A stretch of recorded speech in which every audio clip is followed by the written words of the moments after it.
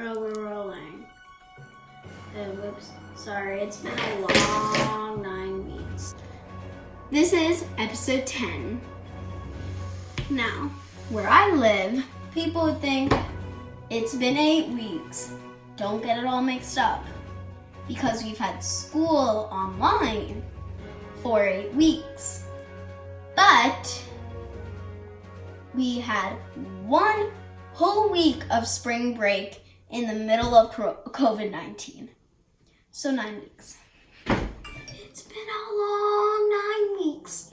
So today, to keep you entertained, we are going to Finland, which is not here or Russia.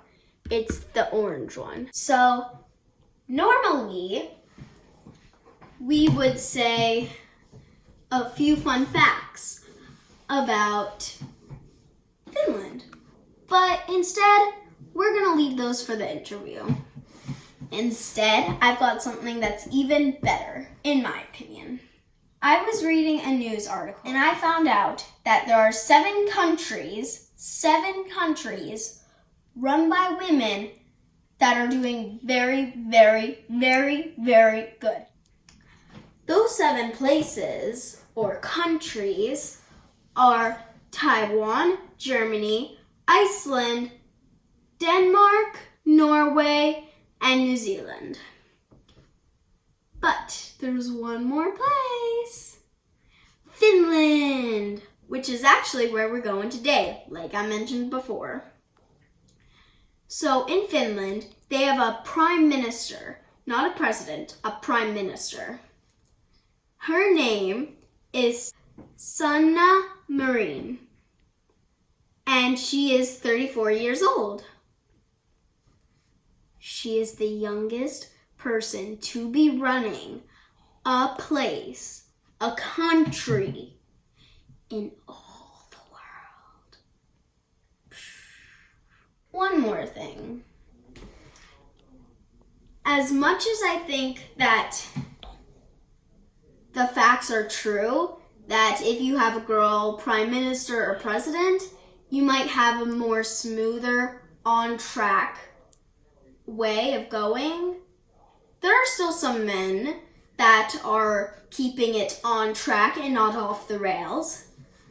For instance, South Korea, they have a boy running, but they're one of the best places to be right now. They've got it way on track. So I'm not saying that girls are the best at this. I'm just saying that they're better. But boys are still pretty good. Now, time for the interview. Let's go. Hello, Hannah.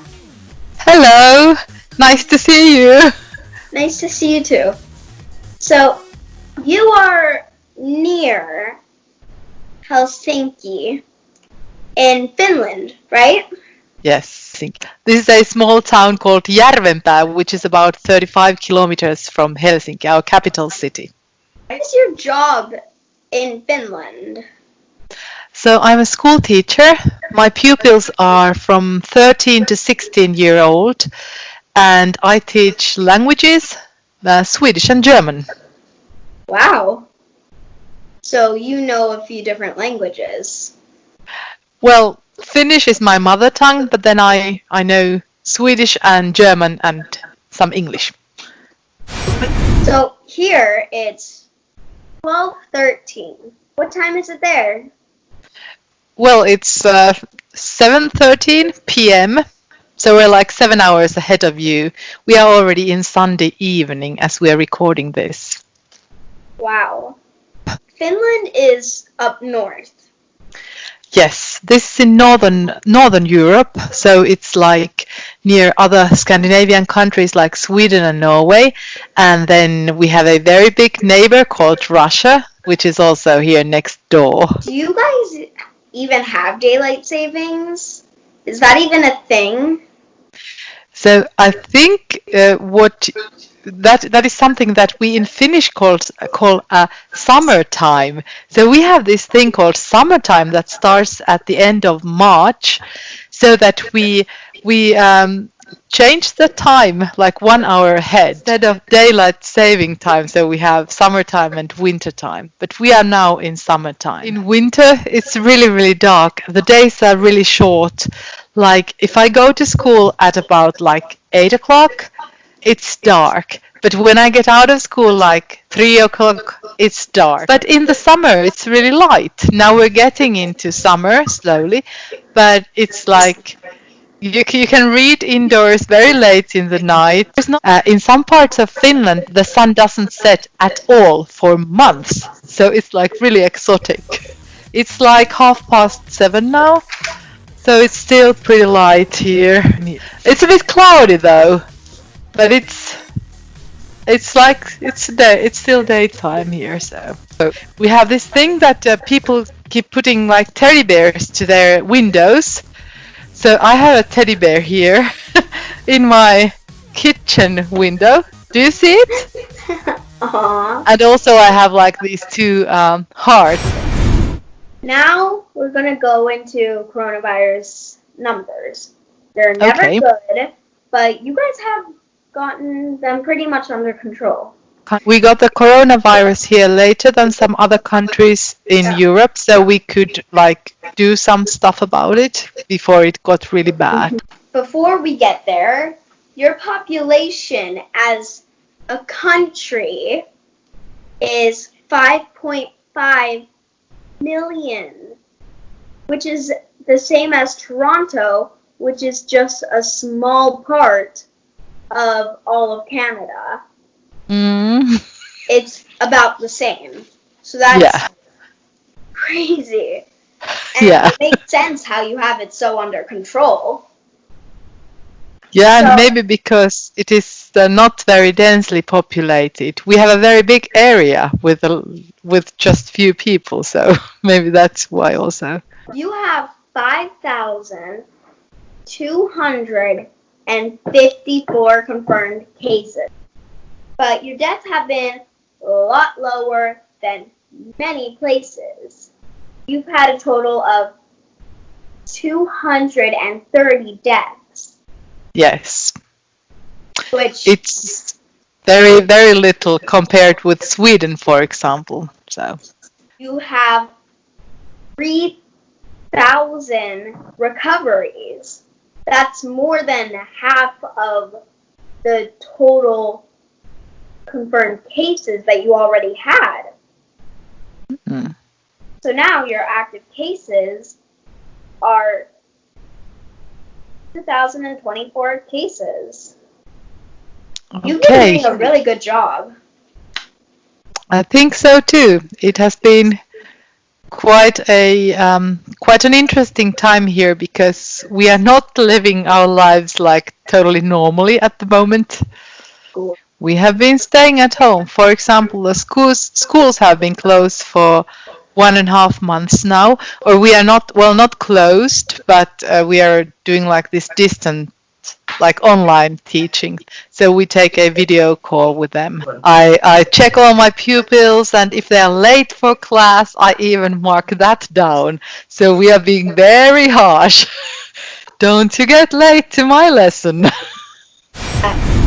So what's the government doing there? Because I know that all the governments are doing something different, right? Like 1.5 months ago, the government announced that now we have this like kind of special time that they can use like special kinds of legislation, like something that we would have had during World War II or something like very, very historical. And for example, we had for several weeks, we had the part of Finland where I live and where Helsinki, our capital city is, we had it like cut off from the rest of the country. Like there were police and soldiers checking the roads that you cannot drive there unless you have a very good reason. Like it was like really, really unheard of.